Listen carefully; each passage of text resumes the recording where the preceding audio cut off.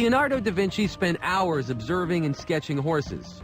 Not only was he impressed with their size, strength, and speed, he saw a direct link between the sleek animal and humans.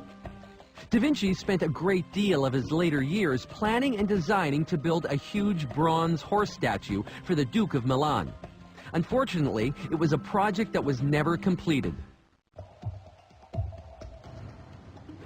It's taken more than 500 years, but a company in Calgary, Alberta is finally realizing one of Leonardo da Vinci's most ambitious projects. Well, part of it at least.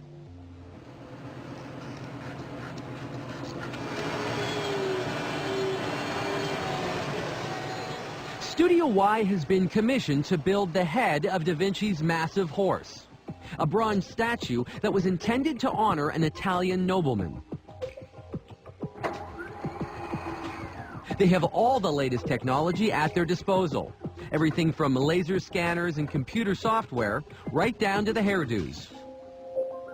Because it's Leonardo da Vinci, it's sort of an honor, I guess, in some ways, that we are able to emulate his work. The people that we hire here, they're all artists, and there's a lot of pride that goes into this type of project. So as projects go, I would say this is one of the most important ones we've ever done. Hello! Hello! Sebastian here, Janet. David Nolan is the president of Studio Y, a company that specializes in large format 3D displays. Nolan's excited about this project, but he knows his employees will have their work cut out for them, building an 8 feet long by 8 feet tall horse head. He can only imagine what da Vinci must have gone through.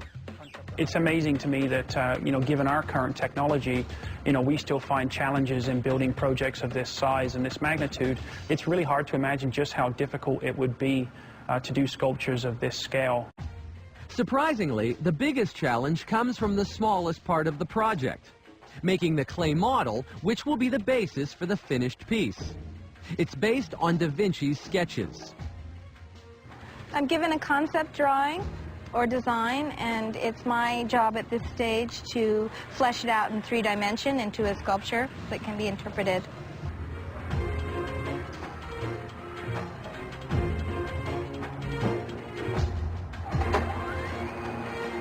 As this laser scanner passes over the horse, it gleans all the information it needs to turn this model into a computer file. The file can then be scaled up to the size needed for the project. The details are then passed to another computer that controls the router that will cut the pieces of the horse head. Does all this modern technology betray da Vinci's original vision? David Nolan doesn't think so. I think he'd be impressed with the technology side. I think being a visionary, someone like Leonardo would love it.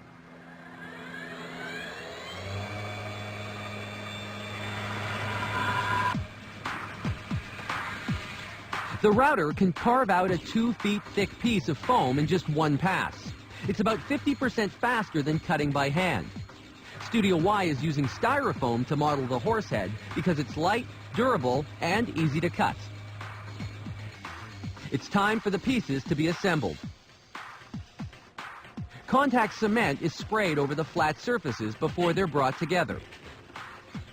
Once in place, the process reverts back to a more traditional form of artistry. So we just started today, and the whole horse will be carved in a week. Da Vinci spent 17 years working on the clay model for his great horse, but it was never built.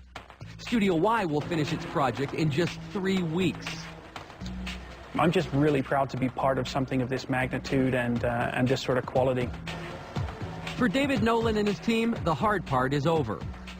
Now the horse head is ready to go on display, giving 21st century audiences a chance to travel back in time and see a small part of what was da Vinci's big dream.